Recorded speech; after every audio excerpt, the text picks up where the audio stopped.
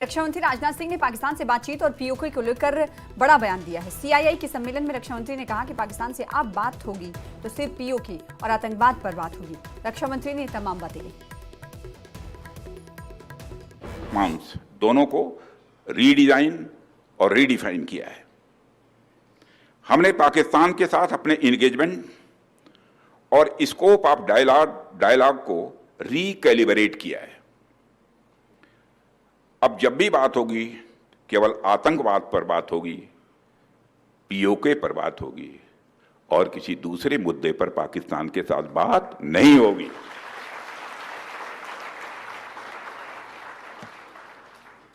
वह दूसरा मुद्दा कौन हो सकता है जिस पर पाकिस्तान बात करना चाहेगा, वो आप जानते हैं।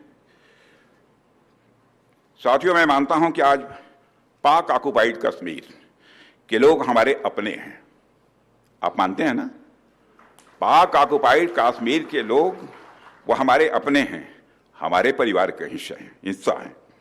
हम प्रधानमंत्री के श्री नरेंद्र मोदी जी के एक भारत श्रेष्ठ भारत के संकल्प के लिए पूरी तरह से प्रतिबद्ध हैं और हमें यह पूर्ण विश्वास है कि हमारे वो भाई जो आज हमसे भौगोलिक और राजनीतिक रूप से अलग हैं, वो भी अपने स्वाभिमान, आत्मा की आवाज और स्वेच्छा से भारत की मुख्य धारा में कभी न कभी जरूर वापस लौटेंगे।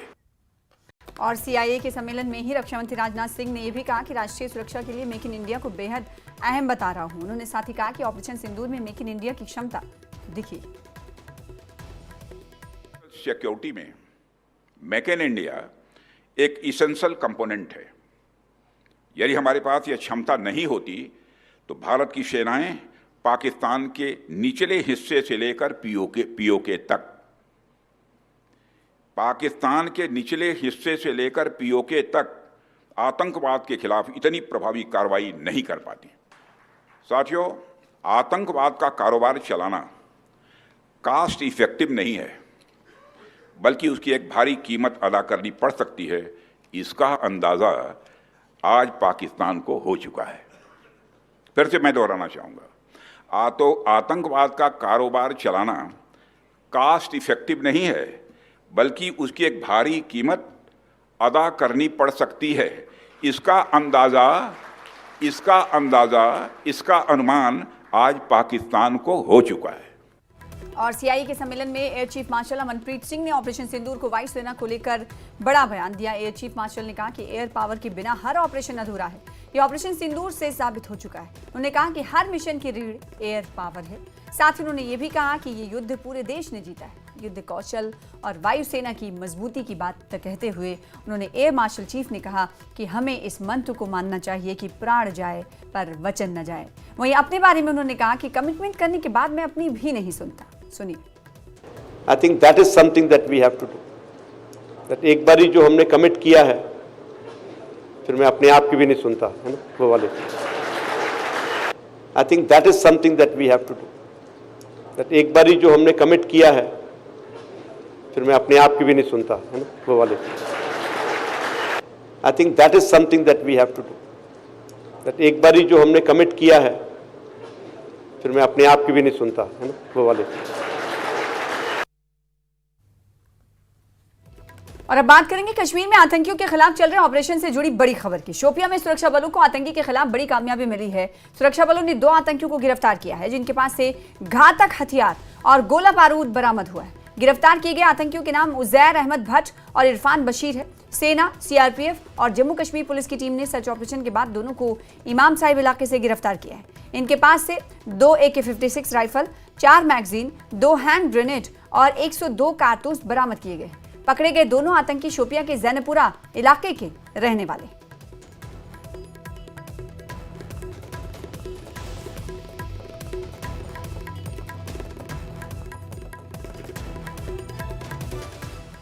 और शोपियां से हुए दोनों आतंकियों की गिरफ्तारी के बाद सुरक्षा बलों की ये बड़ी कामयाबी मानी जा रही। पहलगाम हमले के बाद से ही सुरक्षा बलों की टीम आतंकियों के नेटवर्क को मटियामेट करने में जुटी हुई है, ध्वस्त करने में जुटी हुई है, जिसके लिए दिन रात सुरक्षा बलों की टीम सर्च ऑपरेशन चला रही है। आतंकियों से जुड़ी हर गतिविधि पर पैनी नजर रखी जा रही है। हमारे संवाददाता इशाद मलिक की एक्सक्लूसिव रिपोर्ट देखिए। पहलगाम में आतंकवादियों ने 28 निहत्थे टूरिस्टों को जब मार गिरा था, उसके बाद जो है anti terror operation south Kashmir में जारी है। और आप देख सकते हैं कि किस तरह सेना के जवान हैं जो हर जगह टेरर ऑपरेशन में शिरकत कर रहे हैं। और कहीं ना कहीं यहाँ शोपियान की बात करेंगे, पिछले 15 दिनों में बहुत बड़ी कामयाबी हुई है, क्योंकि 4 टेररिस्टों को गिरफ्तार किया गया। आज रात में इमाम साहिब इलाके में, इसी इलाके में 2 आतंकवादियों को गिरफ्तार किया गया है। और आप देख सकते हैं कि उनके कब्जे से जो है काफी मिकदार में गोला बारूद जब्त किया गया है। 56 2 गन और उसके साथ साथ ग्रेनेड और राउंड्स और पैसे भी जब्त किए गए हैं। तो कहीं ना कहीं सेना के लिए एक बहुत बड़ी चुनौती है। ऐसे जो एंटी टेररिस्ट जो एक्टिविटीज यहाँ पे होती है, तो उसमें ये भाग लेते हैं। तो कहीं ना कहीं जिस तरह हाइब्रिड टेररिज्म दिन ब दिन बढ़ता जा रहा है, ये सिक्योरिटी फोर्सेस के लिए एक बड़ा चैलेंज है। और आज रात में सीआरपीएफ, जम्मू कश्मीर पुलिस और आर्मी 44 RRR जो है, इन्होंने मुश्तरका तौर पे एक अहम कामयाबी को अंजाम दिया है। और खासकर जो एसओजी जो है शोपियान इमाम साहब का जो एसओजी जो है, इन्होंने तमाम, और उसके साथ साथ सीआरपीएफ जो जवान है, इन्होंने रात में जो ऑपरेशन चलाया था उसमें यही बड़ी कामयाबी हासिल हुई कि 2 जो है आतंकवादियों को गिरफ्तार किया गया है। इरशाद मलिक, न्यूज़ 18 नेटवर्क। और सुरक्षा बलों ने ऐसा शिकंजा कसा है कि मांद में छिपे आतंकियों के लिए निकलना बहुत मुश्किल हो गया। इसी बीच बड़ी खबर यह है कि अमरनाथ यात्रा के लिए सुरक्षा बलों का बड़ा डिप्लॉयमेंट प्लान तैयार किया गया है। इस बार अर्धसैनिक बलों की यानी पैरामिलिट्री फोर्सेस की 581 कंपनियां अमरनाथ यात्रा के दौरान जम्मू कश्मीर की सुरक्षा में तैनात रहेंगे। 581 कंपनियों में 58,000 अर्धसैनिक बलों के जवान होंगे। इसके अलावा जम्मू कश्मीर पुलिस के जवान भी अमरनाथ यात्रा के दौरान चप्पे चप्पे पर मौजूद रहेंगे। 3 जुलाई से शुरू हो रही पवित्र अमरनाथ यात्रा की रूट की 3D मैपिंग भी कर ली गई है और सारे एंट्री और एग्जिट पॉइंट्स का सिक्योरिटी ऑडिट भी किया जा चुका है। अलग अलग अर्धसैनिक बलों के डीजी ने जम्मू और कश्मीर रीजन में पड़ने वाले पवित्र अमरनाथ यात्रा के रूट का एरियल और फिजिकल सर्वे भी किया है।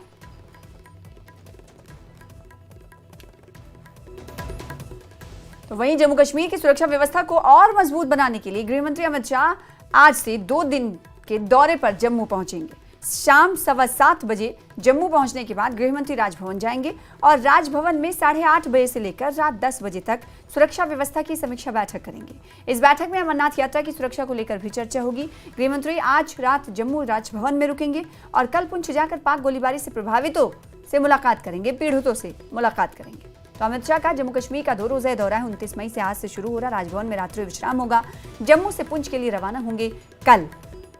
और इस दौरे के दौरान सिक्योरिटी से जुड़ी रिव्यू मीटिंग भी करेंगे। पुंछ में सिंह सभा गुरुद्वारा का भी दौरा करेंगे गृह मंत्री अमित शाह और पुंछ के डाक बंगला में गोलीबारी से प्रभावित लोगों से मुलाकात करेंगे गृह मंत्री अमित शाह। पुंछ में 141 बीएसएफ मुख्यालय का भी दौरा करेंगे गृह मंत्री अमित शाह। तो अमित शाह के जम्मू कश्मीर के दौरे से जुड़ी हुई बड़ी बातें आपको बता रहे हैं। पुंछ से 2:30 बजे दिल्ली के लिए फिर वापस रवाना हो जाएंगे।